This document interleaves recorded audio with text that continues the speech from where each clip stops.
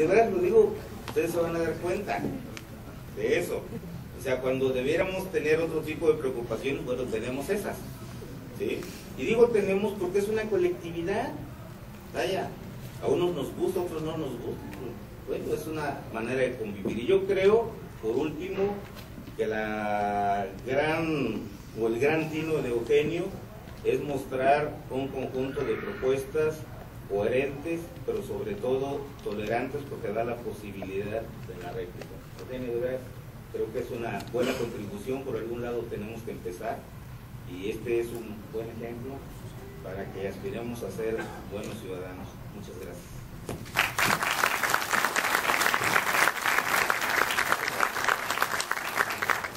Señoras y señores, vamos a escuchar ahora las palabras de un hombre 100% jalapeño, licenciado en Derecho por la Universidad Veracruzana, maestro en Acción Política y Administración por la Universidad Anáhuac de Jalapa y Santiago de Compostela en España, autor del libro Algunos Periplos, y ha sido secretario de redacción del diario Política y colaborador en varios medios de comunicación.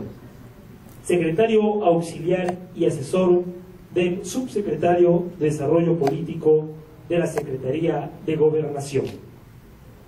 Asesor en la Secretaría de Gobierno, la Procuraduría General de Justicia del Estado y la Presidencia del Tribunal de Justicia del Estado.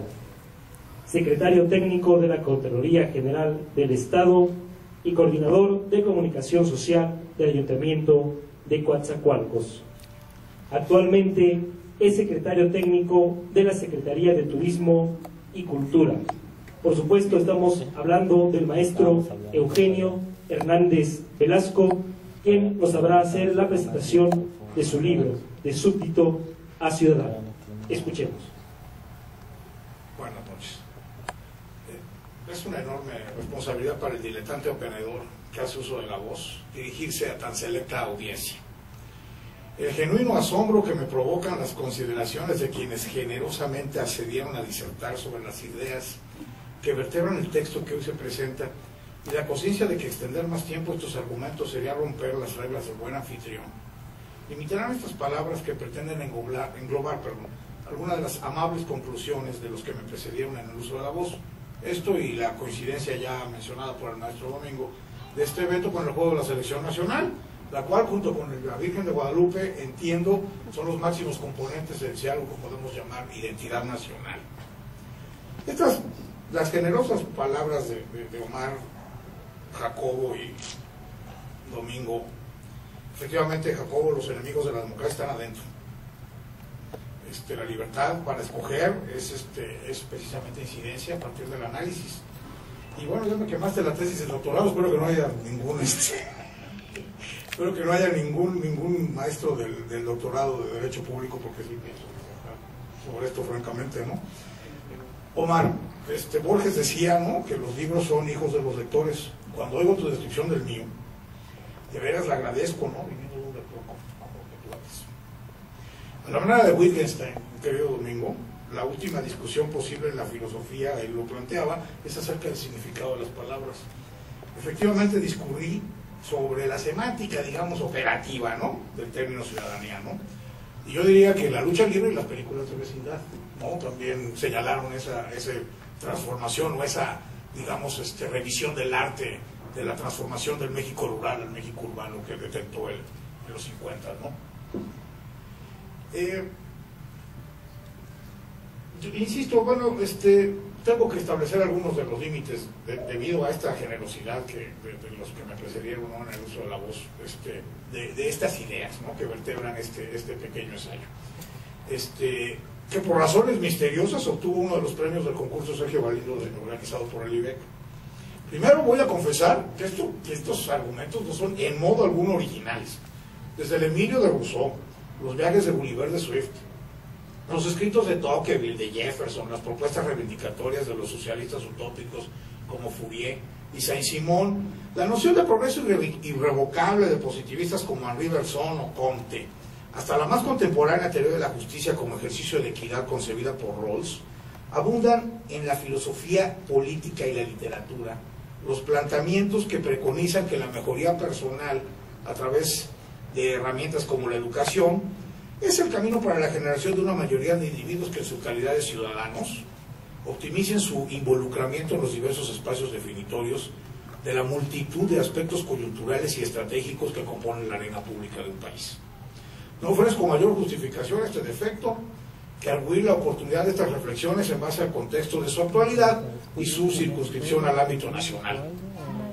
Como muy bien, como generosamente lo dijo Omar, ¿no?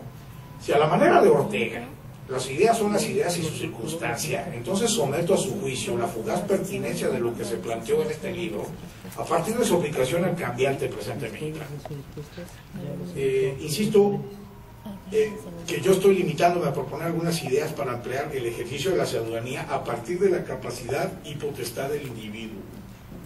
Estoy convencido de que la construcción de la ciudadanía comienza de abajo hacia arriba. Esto es difícil de decirlo para una persona que trabaja en el sector público, pero bueno, hay que decirlo.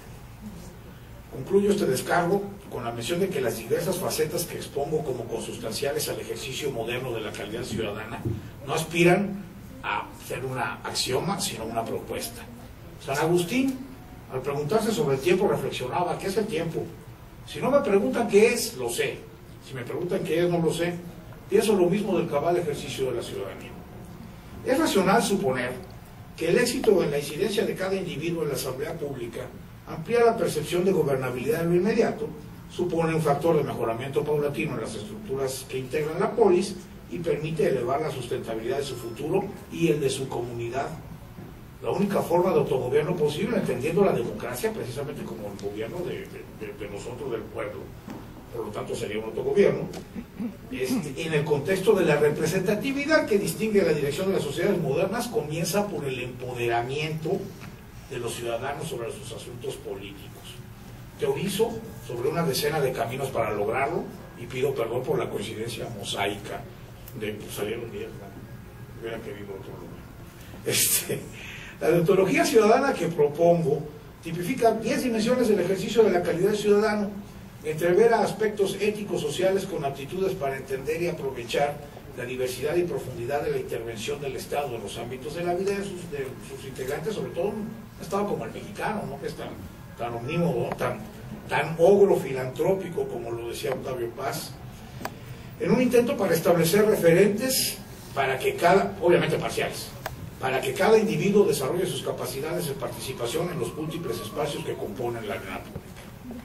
Entonces, aumentar nuestras capacidades como lector en los procesos de renovación de los paros públicos, entender que la sociedad es la suma de lo diverso y asumir la tolerancia y empatía hacia los demás, deducir que no existen fundamentos racionales para diferenciar negativamente a cualquier persona con base a su género sexual o pertenencia a un determinado grupo étnico, afianzar entre nosotros una cultura de la comprensión y obediencia de la ley en tanto marco equitativo de incidencia social y método para la resolución de diferencias, ampliar los elementos cognitivos sobre los que fundamentamos nuestra percepción del quehacer estatal en sus diversos órdenes y ámbitos de competencia, practicar un sentido adecuado a la importancia de participar, la participación, en los diversos ámbitos que componen el presente de la polis nacional para contribuir a un mejoramiento de las instituciones y de sus prácticas decisorias, así como de los vínculos que vertebran nuestra organización social, fundamentar nuestro análisis en torno a la temática que integra la agenda de discusión pública local,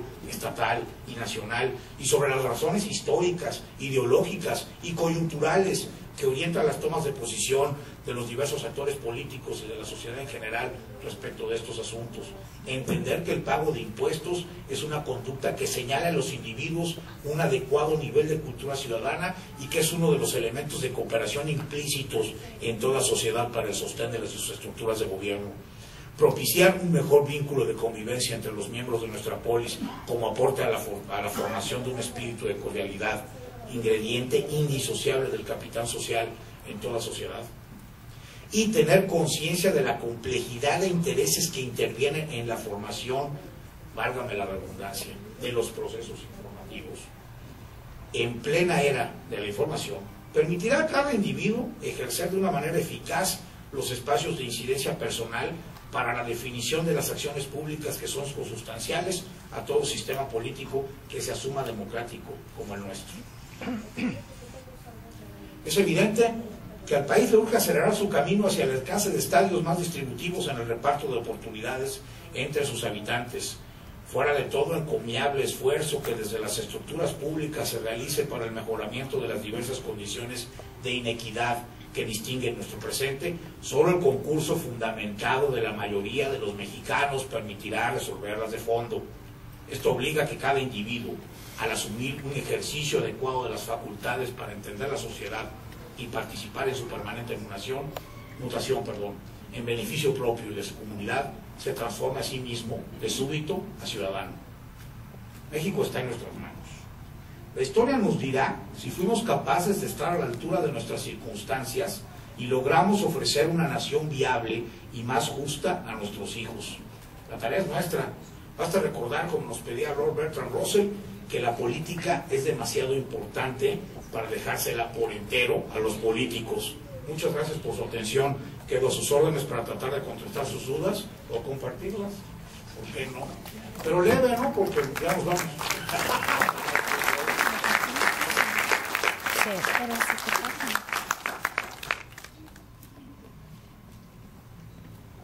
¿Alguna pregunta aparte del público? ¿Tienen alguna pregunta?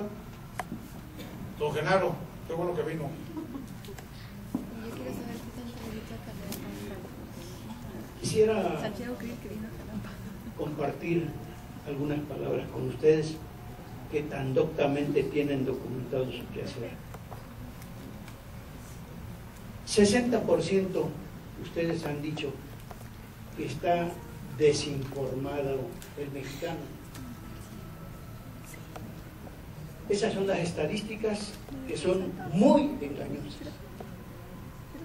Yo quisiera decirles que cantidad de pueblos, especialmente nosotros los indios, poca información tenemos, porque las élites, como en su tiempo Juárez, tienen acceso a la educación. Y además se aculturan, Domingo, porque después reniegan de su origen. Cuando uno se identifica, conforme hoy lo reconoce el artículo 2 constitucional, dicen, si no es indio, ni el sombrero le queda. Y Paquel Morales, antropólogo.